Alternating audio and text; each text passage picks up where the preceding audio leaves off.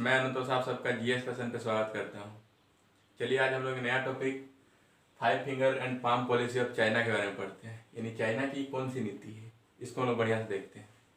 देखिए, चाइना में जब कम्युनिस्ट पार्टी की सरकार 1949 में बनी तो उस समय वहाँ का जो राष्ट्रपति माओ जोडांग बना। कौन बना? माओ जोडांग।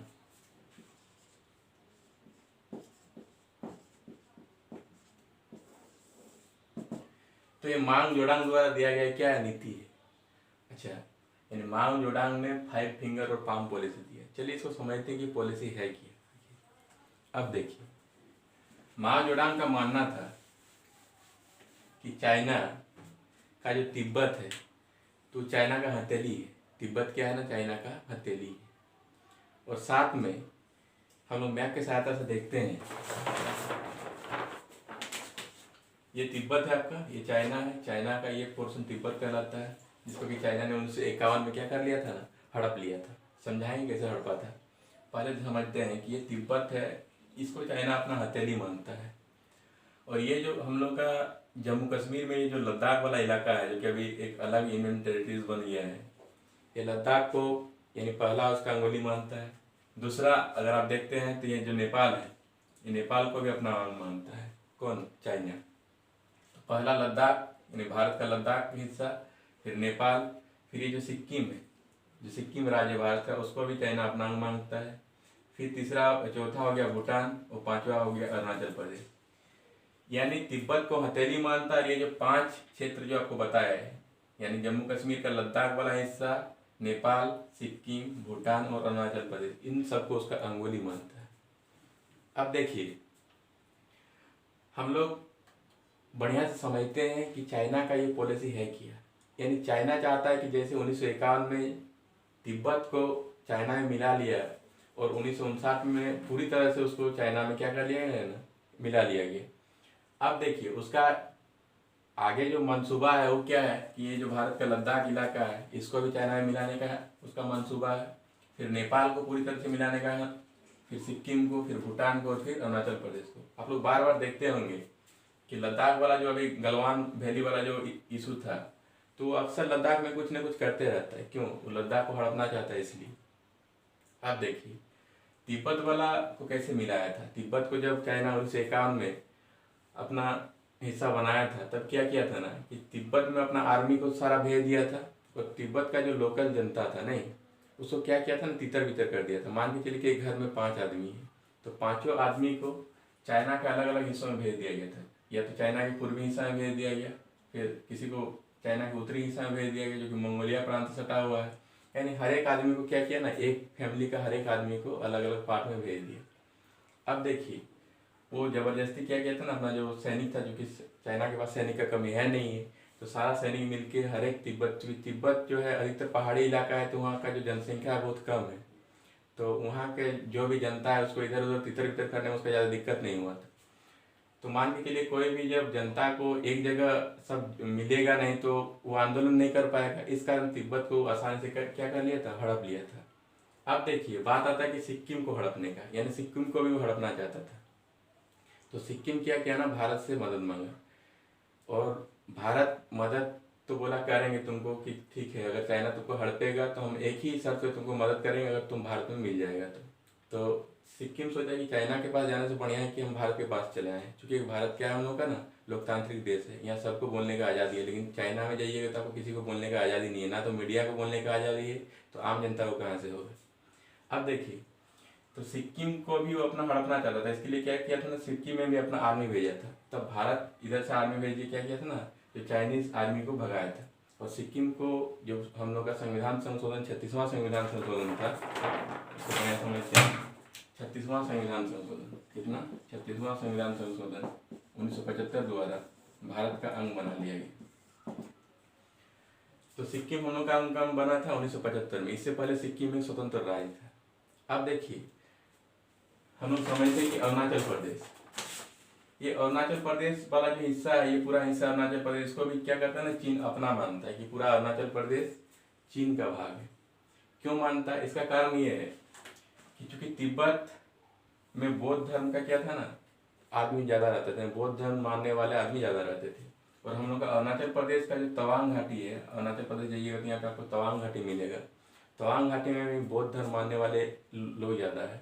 यानी अगर आप अरुणाचल प्रदेश का भी धर्म देखने जाइएगा तो ज़्यादा आदमी वहाँ बौद्ध धर्म को ही मानते हैं। तो इस कारण चाइना का मानना है कि चूंकि तिब्बत तो हम लोग का अंग है और साथ में बौद्ध धर्म यहाँ भी मानता है, अरुणाचल प्रदेश का आदमी मानता है, तो अरुणाचल प्रदेश भी क्या है ना, हम लोगों का अंग है। इस कारण से आप लोग जानते होंगे कि यहाँ हम लोग का एक सीमा है जिसको हम लोग मैकमोहन लाइन बोलते हैं, जो कि हम लोगों का 1914 में खींचा गया था। तो उस मैकमोहन लाइन को चाइना नहीं मानता है। अगर पूछा जाए कि मैकमोहन लाइन किन दो देशों के बीच है, तो भारत और चाइना के बीच है। अगर राज्य पूछा जाए तो भारत का अरुणाचल प्रदेश नहीं और चाइना के बीच है। लेकिन इस लाइन को चाइना वाले नहीं मानते। क्यों नहीं मानते हैं? उसका मानना है कि जब 1914 में ये लाइन खींचा गया था, मैकमोहन लाइन, तब ये तिब्बत सरकार द्वारा तय किया गया था कि ये लाइन अरुणाचल प्रदेश और तिब्बत के बीच में है। लेकिन उस टाइम चाइना का इसमें हस्तक्षेप नहीं था, इस कारण चाइना अभी तक उस लाइन को नहीं मानता है। अब देखिए, बात आता है कि जैसे चाइना और भारत के बीच दो रेखा है, एक तो हो गया अरुणाचल प्रदेश में क्या हो गया ना, मैकमोहन लाइन, और दूसरा हो गया यहाँ हम लोग का लद्दाख वाला क्षेत्र में LAC, जिसको हम लोग बोलते हैं line of actual control, LAC, line of actual control. तो ये LAC हम लोग का कब आया था, ये समझिए, जब 1962 में, कब 1962 में भारत और चीन युद्ध हुआ था, जिसमें कि भारत को हारना पड़ा था। अब देखिए 1962 वाला जो चीन और भारत का युद्ध हुआ था, जिसमें भारत हार गया था, तब ये जो भारत का 10% हिस्सा है, यानी लद्दाख वाला क्षेत्र जो है, जिसको हम लोग अक्साई चीन के नाम से जानते हैं। किसके नाम से जानते हैं? अक्साई चीन। तो अक्साई चीन क्या हुआ था ना, हम लोग का भारत से चीन के हिस्सा में चल गया था, यानी चीनी लोग उसको छीन लिया था। तो यहाँ वाला जो हिस्सा है आपका, ये 10% भाग, यानी जम्मू कश्मीर का 10% हिस्सा कौन ले लिया था? चीन। उसी टाइम यहाँ पे क्या हुआ था ना, LAC, जो लाइन ऑफ एक्चुअल कंट्रोल है, उसकी सीमा तय की गई थी। अब देखिए, पूरा जम्मू कश्मीर को अगर देखने जाए हम लोग, तो पूरा जम्मू कश्मीर मान के चलिए 100% है, तो उसमें से 10% चाइना वाले लोग अक्साई चीन के रूप में लेके चल गए हैं। इधर जो 30% हिस्सा है, जो 30% आपका हिस्सा है, ये 30% हिस्सा POK यानी पाक अधिकृत कश्मीर, जो कि पाकिस्तान के कब्जे में है। तो अभी जो हम लोग का जम्मू कश्मीर है, वो सिर्फ 60% ही बचा हुआ है। तो अगर अभी भी भारत सरकार सजग नहीं होगा बढ़िया से, तो बचा हुआ जम्मू कश्मीर भी क्या ना कोई लेने के लिए तैयार रहेगा। ज़्यादातर चीनी वाले तो अटैक कर ही रहे हैं बार बार। अभी देखे तो हम लोग गलवान वाला, जो गलवान घाटी में युद्ध छिड़ा था, युद्ध तो नहीं है बोलेंगे, यानी जो अपना सैनिक छावनी बना दिया था। अब देखिए, अब बात आता है नेपाल का। तो नेपाल को चाइना वाले अपने क्यों मानते हैं? देखिए, जब वहाँ का जो चिंग डायनेस्टी था, नहीं, जो कि लगभग आपका 17वीं सदी में आया था चिंग डायनेस्टी, तो चिंग डायनेस्टी वाले का जो साम्राज्य था वो पूरा विस्तृत साम्राज्य था। तो अब उस समय क्या था, जो नेपाल के राजा थे वो चिंग डायनेस्टी को कर दिया करते थे, यानी टैक्स दिया करते थे। तो अभी जो चीन वालों का मानना है कि अगर कर देते थे तो ये किसका ना, किसी हम लोग का हिस्सा था, इसीलिए हम लोग को कर देते थे। इस कारण वो नेपाल को भी क्या मानता है ना, अपना हिस्सा ही मानता है अभी भी। इसलिए अभी भी देखिएगा कि जो भारत और नेपाल का संबंध था, लगभग 50 वर्षों से चलते आ रहा था, जो कि बहुत बढ़िया संबंध था, उसमें भी अभी खटास आ गया है। क्यों खटास आ गया है? क्योंकि हाल ही फिलहाल जब नेपाल का चुनाव हुआ था, तो वहाँ कम्युनिस्ट पार्टी की सरकार बनी थी, और जो KP शर्मा ओली वहाँ के क्या बने थे ना, हम लोग प्रधानमंत्री बने थे। तो KP शर्मा ओली भी कम्युनिस्ट से है, और चाइना भी कम्युनिस्ट पार्टी का सरकार है। अब दोनों पार्टी सेम है, कम्युनिस्ट पार्टी, तो दोनों का विचारधारा यानी मैच होता है। दोनों का विचारधारा मैच होने के कारण जो चीन का प्रभाव नेपाल पे क्या हो गया ना, बढ़ गया है। इस कारण भारत और नेपाल के बीच में क्या आ गया है, दरार आ गया। तो इस प्रकार जो चाइना है अपना 5 फिंगर ऑफ पॉलिसी पॉलिसी को क्या करते जा रहा है ना, उसको सफल करते जा रहा है। उसमें से उसने जो हम लोग का लद्दाख का 10% हिस्सा तो ले ही लिया है। अब उसका तिब्बत को तो पहले ही ले लिया, 1991 में मिला लिया अपने में।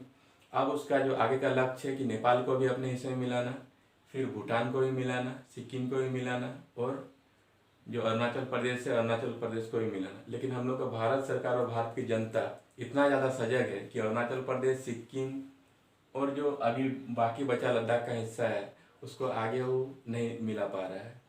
तो आशा करते हैं कि आप लोग 5 फिंगर और पाम पॉलिसी समझ में आ गया होगा। चलिए आगे की वीडियो में हम लोग आगे कुछ बढ़िया टॉपिक पढ़ते हैं। तब तक के लिए धन्यवाद।